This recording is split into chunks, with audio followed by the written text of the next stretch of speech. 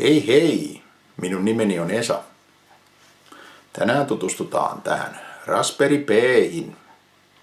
Ei muuta kuin aloitetaan.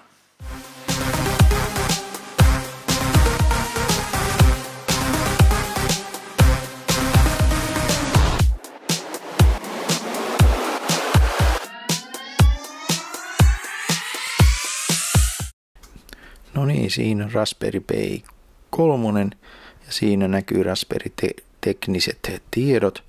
Raspberry 3 on prosessori 1,2 GHz 64-bittinen. Videoprosessorina on Broadcomin VideoCore 4 ja sisäänrakennettua muistia on 1 GB. Tämähän on jaettua muistia prosessorin ja videoohjaimen välillä. Siitä löytyy sisäänrakennettu VLAN, N-sarjalainen ja Bluetooth 4.1.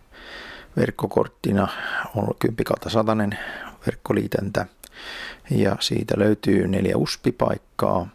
Videoliitäntä, minne voidaan näyttö laittaa, on HDMI. Äänilähte on 3,5-tuumainen. Löytyy microSD, johon laitetaan tuo tallennuskortti kautta käyttöjärjestelmä. Ja sitten laajennusliittimen on tämä GPIO 40-pinninen. No niin, täällähän se Raspberry sitten laatikossaan onkin ja tässä niin kuin näkyy, niin Raspberryhän tulee tällaisessa valkoisessa laatikossa, jossa on hieno tämä Raspberryn oma logo. Ja otetaan se täältä pois sitten täältä laatikosta, niin täältä paljastuu tällainen ruskea pahvikuori, johon se Raspberry on hyvin saatu pakattua, joka suojaa sitä joka puolelta, että se ei matkalla vaurioidu. Ja otetaan ja avataan tämä täältä toisesta päästä. Näin. Ja katsotaan, mitäs täältä sitten paljastuu. Ja täältähän paljastuu tämmöinen luottokorttikokoinen tietokone, johon täytyy vain nauhoislaitteet liittää. Muutenhan se on täydellinen laite.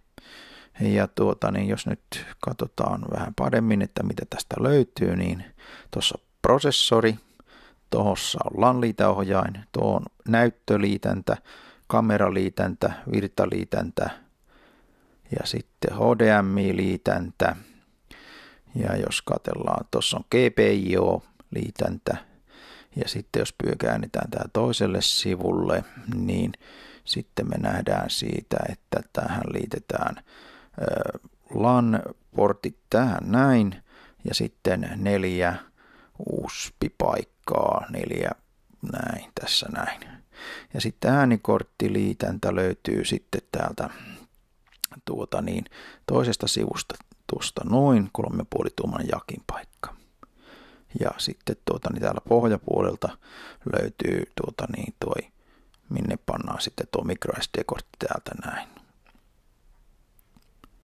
No niin, siinä Raspberry 3 tuli esiteltyä ja nähdään sitten seuraavassa videossa, jolloin otetaan sitten tämä Raspberry Pi 3 käyttöön.